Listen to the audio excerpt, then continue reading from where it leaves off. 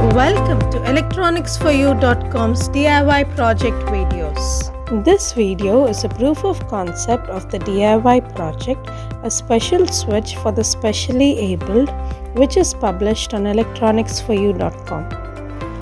You will get to see the project working in action. Seeing that this project works would give you the confidence to invest your time and energy in developing it. Let me explain key parts of the project that you will learn more about while working on it. This project can be operated using a torch or laser light. It helps specially able people to turn their appliances on and off. The components used here are an LM7812 voltage regulator, 4027 dual flip-flop, bridge rectifier, transistors, diodes and an LED. Interested in making this DIY project? Refer to the URL below for the complete circuit diagram and detailed project overview.